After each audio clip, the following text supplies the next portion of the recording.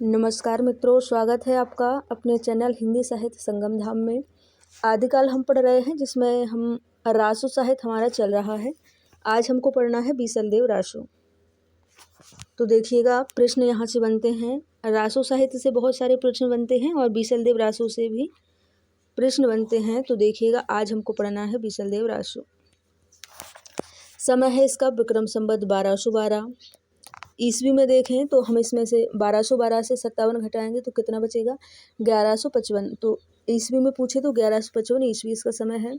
रचनाकार हैं इसके नरपति नाल। और रचनाकार शुक्ल जी के अकॉर्डिंग, शुक्ल जी का इतिहास जब हम पढ़ते हैं वहाँ पे ये कुछ पंक्तियाँ मिलती हैं। इसके अनुसार इसका समय जो है 1212 ईस्वी माना गया है। क्या है पंक्तियाँ? संवत 1272 मझारी, जेठ बुधि नवमी बुधवारी, नाल रामायण आरंभ करी शारदा तुठी ब्रह्म कुमारी। तो ये जो पहले पंक्तियाँ आई हैं, संवत 1272 मझारी, तो 1212 संवत के समय इन्होंने इसको लिखना आरंभ किया। ये इसका अर्थ है। और ये पंक्तियाँ मिलती हैं शुक्ल जी के इतिहास में, वहाँ से लिया गया है ये, ठीक है। और शुक्ल जी से बहुतरा का अर्थ, शुक्ल जी ने इसका 1212 ग्रहण किया है। तो इसका समय क्या है, 1212 विक्रम संवत और 1155 ईस्वी में। मोतीलाल मनारिया समय मानते हैं 16वीं शताब्दी। माता प्रसाद गुप्त ने माना है 14वीं शताब्दी। और नवीनतम शोधों के अकॉर्डिंग मिलता है 11वीं शताब्दी। और राम कुमार वर्मा मानते हैं विक्रम संवत 1058। मिश्र बंधु मानते हैं विक्रम संवत 1220। और गौरी शंकर हीराचंद ओझा मानते हैं विक्रम संवत 1030 से 1056। और लाला सीताराम मानते हैं 1272। तो जिसके अनुसार पूछे उसके अनुसार हमको बताना है ना। और नॉर्मली पूछे तो 1155 ईस्वी इसका रहेगा।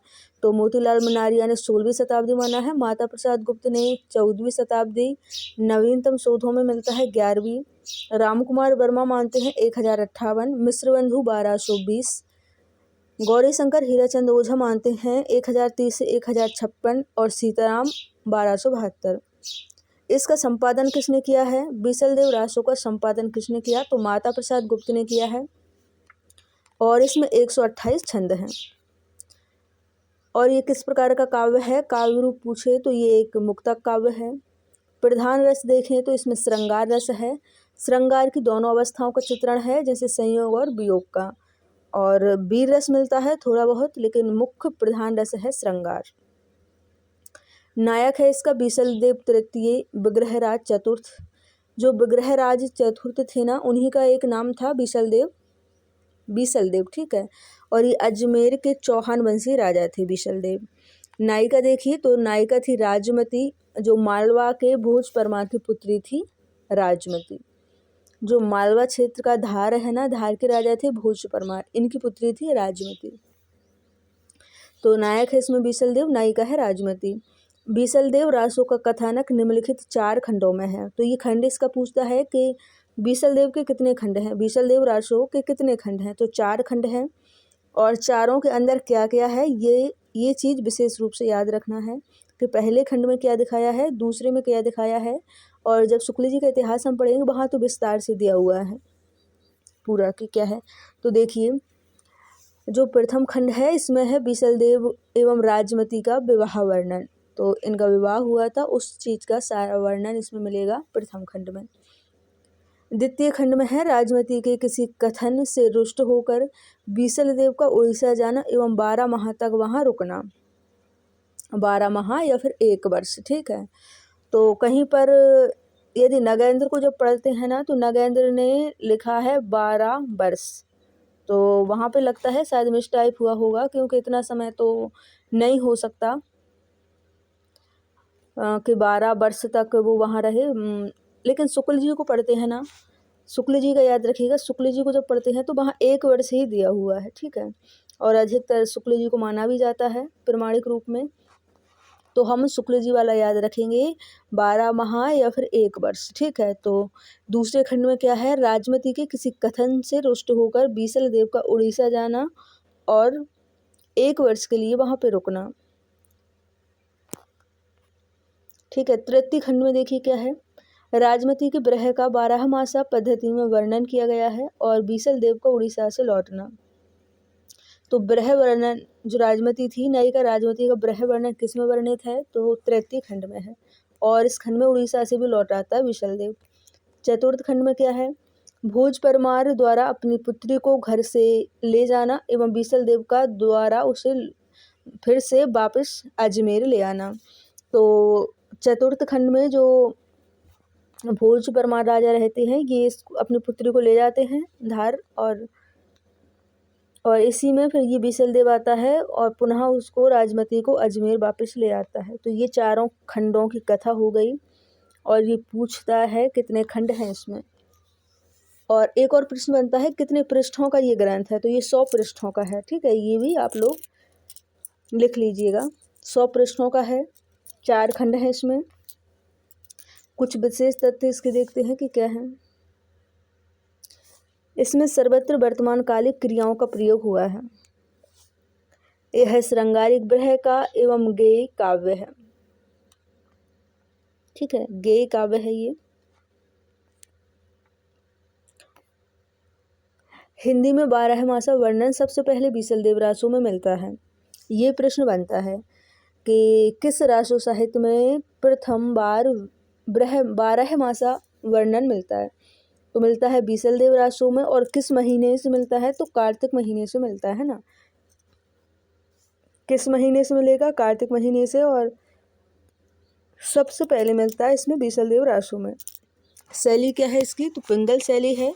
और पिंगल शैली क्या होती है, ये मैंने कल भी बताया था पिछली वीडियो में। तो पिंगल शैली होती है जिसमें अपभ्रंश और ब्रजभाषा के शब्द रहते हैं, उसको पिंगल शैली कहा जाता है। और जिसमें अपभ्रंश और राजस्थानी के शब्द रहेंगे उसको डिंगल कहा जाता है। तो जो बीसल देव रासु है इसमें पिंगल शैली का प्रयोग किया गया है। इसमें राजस्थानी, ब्रज और मध्य देशी भाषाओं का प्रयोग हुआ है। ठीक है, तो ये कुछ महत्वपूर्ण तथ्य थे, प्रश्न यहाँ से बन सकता है। बीसल देव रासु के संदर्भ में विद्वानों के मत देखिएगा। कथन अधिकतर पूछे जा रहे हैं। अभी जो MPPSC असिस्टेंट प्रोफेसर का एग्ज़ाम हुआ है ना, उसमें बहुत सारे कथन थे, 5-6 कथन थे उसमें। शुक्ल जी के, हजारी, राम कुमार वर्मा। तो कथन महत्वपूर्ण है, आजकल कथन पूछ रहा है। तो देखिए, शुक्ल जी का स्टेटमेंट है कि इस ग्रंथ में श्रृंगार की प्रधानता है, वीर रस किंचित आभास मात्र है। थोड़ा सा बस आभास भर मिलेगा हमको इसमें वीर रस का, और प्रधान रस है श्रृंगार। संयोग और वियोग के गीत ही कवि ने गाए हैं। तो प्रधान रस श्रृंगार है और थोड़ा सा वीर रस भी मिलता है इसमें। कथन था ये शुक्ल जी का। अगला देखिए, शुक्ल जी का स्टेटमेंट है अगला, भाषा की परीक्षा करके देखें तो बीसल देव की भाषा साहित्यिक नहीं राजस्थानी है। अगला है, मध्य युग के समूचे हिंदी साहित्य में जबान की इतनी तेज और मन की इतनी खरी नायिका नहीं दिख पड़ती। ये कथन किसका है, ये भी शुक्ल जी का है, राजमती के संदर्भ में। और ऐसा क्यों कहा है, जब हम बीसल देव रासु को पढ़ते हैं ना, तो उसमें ये सारी ये जो बीसल देव और राजमती की स्टोरी मिलती है। तो इसमें मिलता है कि ये लोग आपस में संवाद करते हैं, राजमती और बीसल देव। तो बीसल देव को गर्व रहता है, वो बोलता है कि मेरे समान दूसरा राजा नहीं है, मतलब मैं तो हर चीज़ में बड़ा हूँ, मेरे पास सब कुछ है, धन दौलत, किसी चीज़ की कोई कमी नहीं है, मैं बहुत बड़ा आदमी हूँ, ऐसा कुछ वो गर्व करता है। तो राजमती बोलती है कि आप कहाँ बड़े हैं, आपसे अच्छा तो उड़ीसा का राजा है जिसके पास हीरों के खजाने हैं। उड़ीसा के राजा के पास क्या है, हीरे की खदानें हैं, ऐसा आपके पास क्या है जो इतना गर्व है। राजमती ऐसा बोलती है। तो फिर जो बीसल देव रहता है ना, उसको क्रोध आता है और वो उड़ीसा ही चला जाता है जिसके पास हीरों के खदाने रहते हैं, उड़ीसा के राजा के पास। ठीक है, तो इसीलिए इसमें मिलता है ना कि 1 वर्ष के लिए वो चला जाता है उड़ीसा। और फिर इसका ब्रह वर्णन दिखाया है तीसरे खंड में। तो इसलिए ये कथन कहा है शुक्ल जी ने कि मध्य युग के समूचे हिंदी साहित्य में जवान की इतनी तेज और मन की इतनी खरी नायिका नहीं दिख पड़ती, क्योंकि वो तत्काल बीसल देव का जवाब देती है कि इतना गर्व ना करो, आपसे बड़ा भी है जो उड़ीसा में रहता है जिसके पास हीरों के खजाने हैं, आपसे बड़ा राजा भी है। तो इसलिए बोल रहे हैं कि जवान की इतनी तेज और फिर मन की इतनी खरी क्या, तो जब वो चला जाता है उड़ीसा फिर ये बहुत दुखी रहती है और इसके इसका ब्रह वर्णन दिखाया है सारा।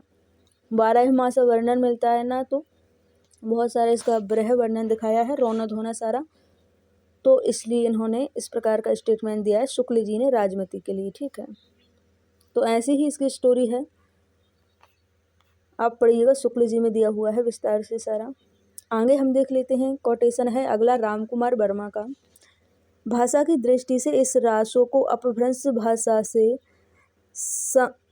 भाषा से संघा विकसित हिंदी ग्रंथ कहने में किसी को आपत्ति नहीं होनी चाहिए। क्या बोल रहे हैं कि भाषा की दृष्टि से इस रासो को अपभ्रंश भाषा से संधा विकसित हिंदी ग्रंथ कहने में किसी को आपत्ति नहीं होनी चाहिए। ये कथन है रामकुमार वर्मा का। अगला है भागीरथ मिश्र जी का। यह ग्रंथ रासो न होकर रास है। इसमें साभर के राजा बीसल देव और उनकी रानी राजमती का चरित्र वर्णन है। यह एक ब्रह काव्य है जिसमें वियोग श्रृंगार रस का बड़ा ही सुंदर चित्रण हुआ है। यह है भागीरथ मिश्र जी का कथन। तो आज हमने क्या पढ़ लिया? आज हमने पढ़ा बीसल देव रासो। यहाँ से प्रश्न बनते हैं बहुत सारे।